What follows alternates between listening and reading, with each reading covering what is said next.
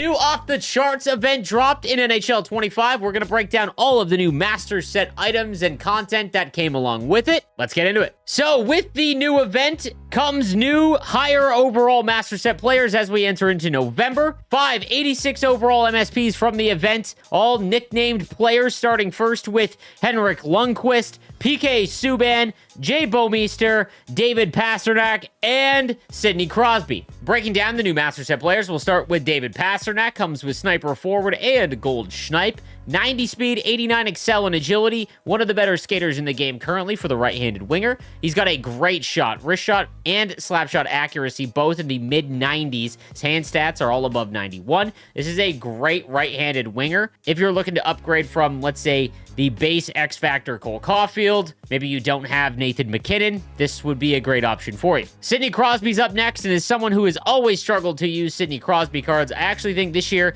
might be one of the more effective years because of the slower speed progression. He's got 88 speed, excel, agility, and balance, as well as 88 faceoffs. Playmaking forward gets his agility to 88. His hand stats, deking's at 86, but offensive awareness, passing, and puck control are all in the 90s. And he does come with Born Leader, which is one of the more boring abilities, considering that you only have 6 ability points. We did not get an increase yet, so that is something to consider. Henrik Lundqvist comes in 6'1", 180 with 84 speed. Unfortunately, looks like a theme team goaltender. Again, anyone under 6'4" really is just really tough to use online. So for anyone that is not a New York Ranger fan, this is probably a pass. And then we've got Jay Bouwmeester, who is absolutely one of the must-makes. I will have a ranking video of all of these cards, breaking them down in depth, but Jay Bouwmeester at 6'4", 206 with defensive defenseman and gold shutdown. He's got 90 speed, but more importantly, 90 endurance. So far, early on in the game, players just run out of energy so fast. This Bouwmeester card looks fantastic across the board. He's got 87 body checking with defensive defenseman activated, as well as 93 defensive awareness. This is just a fantastic card. PK Subban rounds out our Week 1 Master Set items. At 6'2", 209, he's got two-way defenseman, which is one of the better synergies, and gold 1T. However, because he is right-handed, he's got 87 speed, 86 excel, and 87 agility. There are a lot of options for right-handed defensemen, like if you had the Master Set Cale Makar, or you were using the XP Jamie Drysdale, putting one of those further down in your lineup for PK Subban probably just isn't worth it. Not that he's a bad card, I just think that there are a lot of other options, and that's not even if you went and got the Mike Green card from Hut Chance. Breaking down the base items from Week 1 of the Off the Charts event, we've got Dominic Hasek with Gold Contortionist at 6'1". Again, unfortunately, just not going to be able to be used online consistently. Does have 87 speed, though, which is nice, and other attributes are very high, but just tough at 6'1". Luke Robitaille is up next, and he is always one of the better cards in his overall range. Sniper Forward gets his shot above 90 in the accuracy department. He's got 89 speed, 91 excel and agility, always one of the better skaters. Gold Schneip is a good ability, and his hand stats are in the mid-80s. Dylan Strome at 84 overall at 6'3", 200.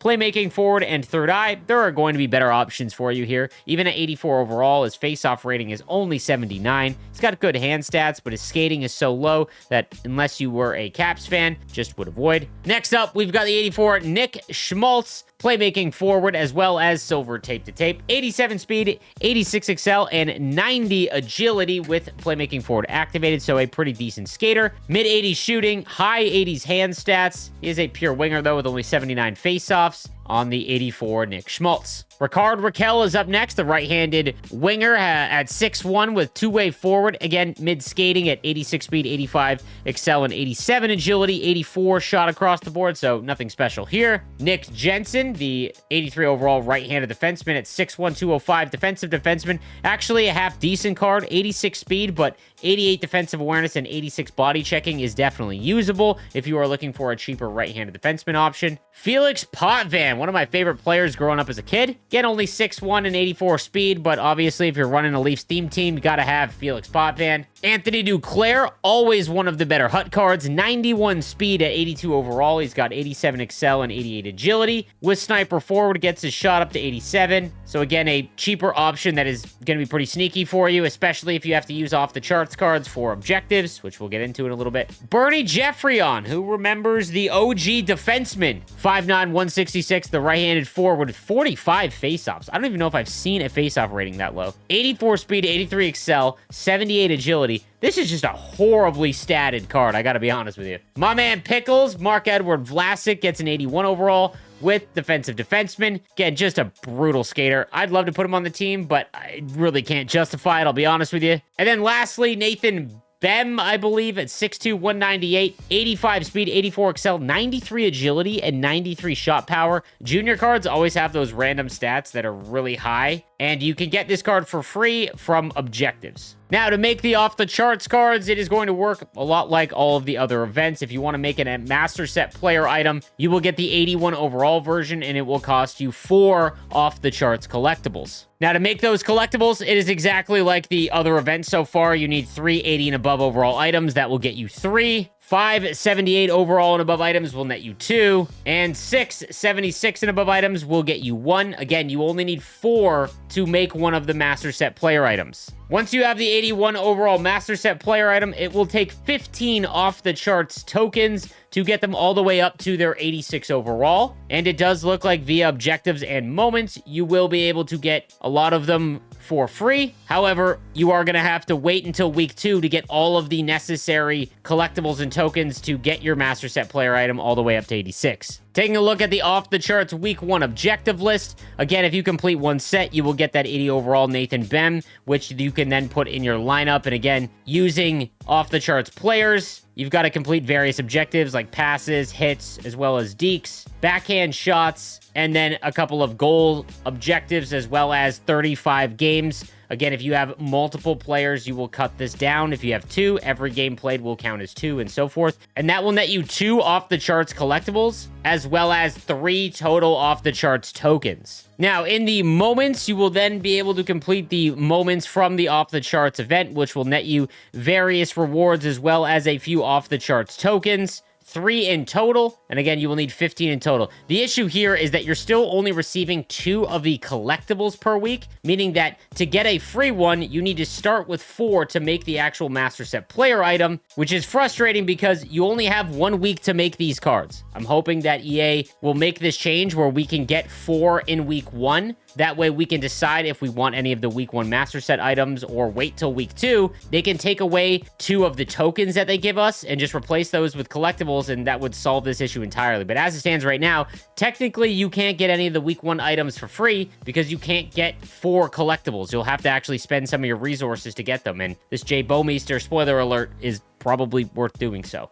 Now, we also got a new wild card path, and it does look like they have gone back to the X Factor base choice pack, which is huge. Again, with all of the wildcard pass, if you've been playing since launch of the game, you've got to be pretty close to 1, if not 2, X Factor captains. You will also receive a few tokens from the Off the Charts event, another XP token, so for anyone struggling in the XP path to upgrade your Jamie Drysdale or Patrick Laine, and then some other various cards and coins throughout. So the wildcard path continues to be one that you want to make sure you do each week. With the new month, it did bring another upgrade tier for our daily hat trick player items. So if you have Logan Couture, or Leonard, or Shea Weber, check out. It should unlock the new tier, which will get Logan or any of them up to 84 overall. It will require 20 more daily hat trick collectibles, and you'll be able to cash that in. So it does look like we are getting a +1 every month for these items, which is nice because at least Logan Couture, can't speak to the other 2, has been great for me. However, it is now confirmed that the power-up icons do not get an upgrade +1 each month like they have in years past. They are going to work like X Factors, so you've got to wait for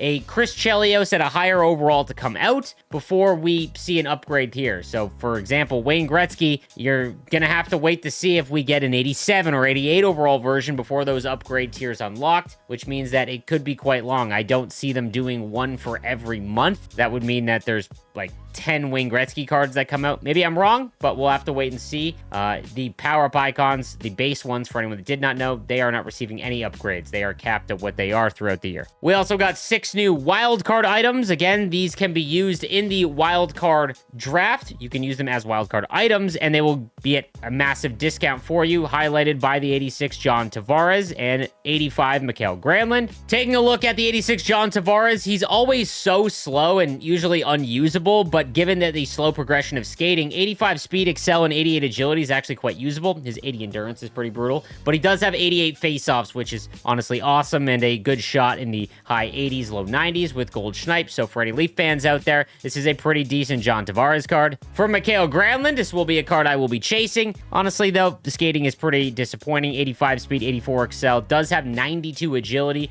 Gold tape to tape is an ability that doesn't really excite me at all. Mid 80s shooting, his hand stats are pretty decent, and his face-off rating only 80 overall, just kind of needs to be on the wing for me in most cases, but still going to go after him as a Sharks fan. Now on to the store items, and again, pretty confusing because they just have so many packs listed here. The off-the-charts power pack for 78,000 coins will give you the 81 overall version of the Master Set player item. I would not recommend doing this because, again, it will be random, so you could get Lundqvist unless you were looking for him, but just not really worth it in my opinion because it is not a choice pack. However, they did release team builder packs. You're gonna have to do some math here. I don't want to impact the market, but for 127,000 coins, you can get an 83 overall item. So if you have been trying to build team builders and instead of spending a ton of coins for specific teams, it might just be easier to go this route. It did look like that this was right around what team builders were going for. However, obviously you need specific player items, so it might be more expensive to try and get,